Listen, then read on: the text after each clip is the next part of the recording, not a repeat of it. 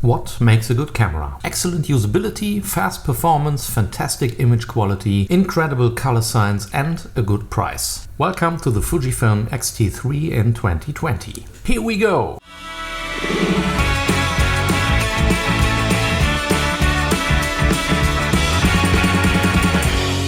In November, my Fujifilm X-T3 will be 2 years old, and so far I haven't done a video about it. Completely nuts. It's really time to catch up on that. For everyone who doesn't know me yet, my name is Jochen. I am an amateur photographer from Düsseldorf, Germany, and I mainly do street photography and portraits. Have a look at my Instagram feeds. So today I want to talk about the first camera of my Fuji-X lineup I have ever bought. The X-T3. The firmware update version 4.0 that was released by Fujifilm this Wednesday made me think again about the amazing properties and possibilities regarding this camera. The X-T3 is the camera with which I entered the Fujifilm X system. Before that I was at home with Sony APS-C cameras and had considered moving towards full format when this APS-C beast was announced in September 2018. This announcement made me aware of the Fuji-X system with its analog approach and the operating concept with real buttons and dials, and convinced me very quickly. Although the X-T3 was praised in the press for its video capabilities, my main concern was taking pictures with it, which is still the case 99% of the time. So please keep this in mind when watching this video. A lot has happened since 2018. Some Fuji-X cameras and Fujinon lenses have come and gone to my setup, but my X-T3 has remained the constant for me, and I even stood up to the temptation to replace it with an X-T4, but more on that later. To put it in perspective, in terms of hardware, the X-T3 is actually a slightly smaller X-T4 without the better resolution fully articulating screen, in-body image stabilization and the larger battery. In terms of software, the X-T3 is also missing some features compared to the new top model, although that was seriously reduced with the last firmware update version 4.0. And when I look at the many firmware updates that the X-T3 has received in 2 years, I'm hopeful that some features may still come. So let's talk about the things that we already have and I personally love about this camera.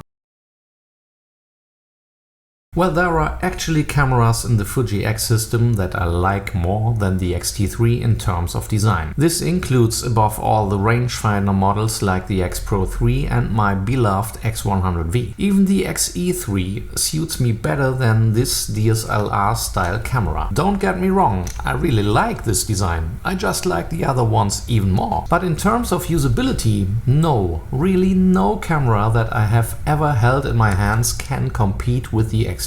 The ISO dial, the shutter speed dial, the exposure compensation dial, the photometry switch, the mode switch, the great number of freely assignable buttons and wheels. I can't think of a camera brand that does this better for my personal needs. The dedicated controls quickly turn out to be a huge plus, and I just love this concept. Let's talk about the performance of the X-T3.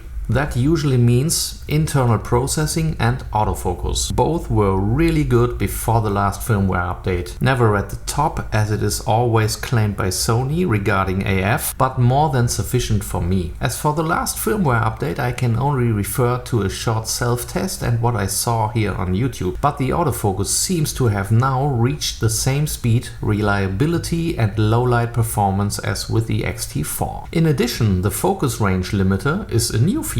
Have a look at my video about it with my X100V. Other things like classic neck and the clarity setting are unfortunately still missing, but there is still hope for that. As far as classic neck is concerned, Capture One is already a very good solution for me, because there you can also use this wonderful film simulation when editing, even if it's not included in the X-T3 yet. As for the internal processing, everything works wonderfully, quickly and reliably. The only downer is perhaps the touchscreen, which cannot keep up with the current versions, and the Wi-Fi communication with the remote camera app. This is a little better with the newer cameras, but unfortunately not exactly outstanding either. But basically the Fujifilm X-T3 can still keep up excellently regarding performance at the end of 2020. Of course, the image quality of the X-T3 is beyond any doubt due to the fact that the processor and sensor are still built into the latest cameras. I don't know what more I would want here, because let's be honest, I am an amateur and I don't have to and don't want to earn my living with photography. Today I'm very happy that I didn't make the leap to full format in the past, especially since the claim that you would need full format for professional images has really been refused thousands of times. Anyone who knows my channel knows how much I love the Fujifilm simulations and the custom settings. So much so that in many areas I simply use the JPEG straight out of camera. This is of course the same with the X-T3, with the exception of portraits. In this case I can seldom prevent retouching, and I am also happy to offer a black and white and a color version of each image. Fuji skin tones are considered to be one of the best on the market, and I personally think they are the best. In short, you get all of Fuji color science in one beautiful package. Let's talk briefly about some things that ultimately stopped me from spontaneously upgrading to an X-T4. When the successor to my X-T3 was announced, I was a little jealous of the new full articulating screen. Since I have now been able to test a similar one on the X-T200, have a look at my review, I consider the tilting screen of the X-T3 to be much more suitable for photography. Not so good for vlogging and selfies, but that's not my main focus. I just like to look inconspicuously at the screen from above, and I don't want to have to turn it to the side, flip it upwards and then look a bit next to the camera body. So by now my jealousy is over and I like using the tilting screen of all my Fuji cameras. Without it, however, it won't work either. Hello, X-E4. The fact that you can also fold up the tilting screen on the X-T3 in portrait mode on at least one side is also a highly valued feature for me.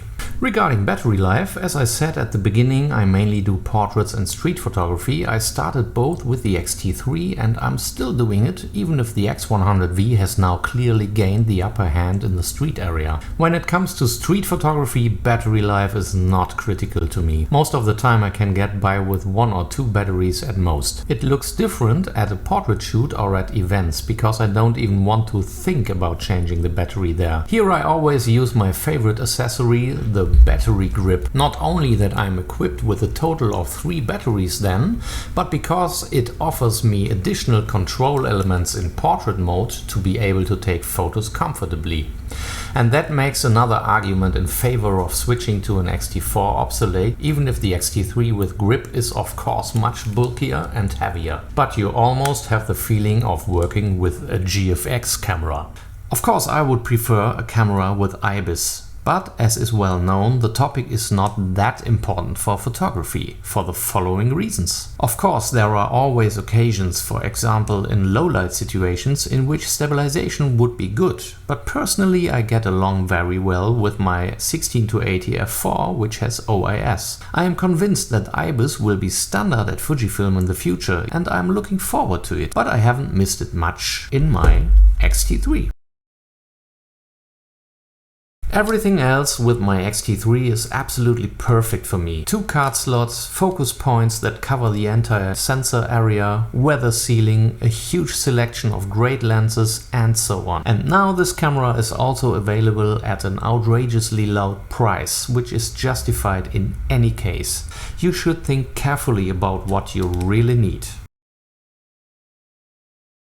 My conclusion on the X-T3: I will probably never give this camera away, not even for another successor. On the one hand, that's nonsense from an economic point of view, because the drop in prices is simply unbearable and I will definitely not sell it off. But even if a new processor and sensor comes along, I'm still a long way from exhausting the possibilities of this camera as an amateur. That doesn't mean, of course, that I won't look at or buy new cameras, but I will be forever grateful to the X-T3 for having made the switch to the Fujifilm system such a great experience. So it's staying here forever. Take care of yourself, have a good time.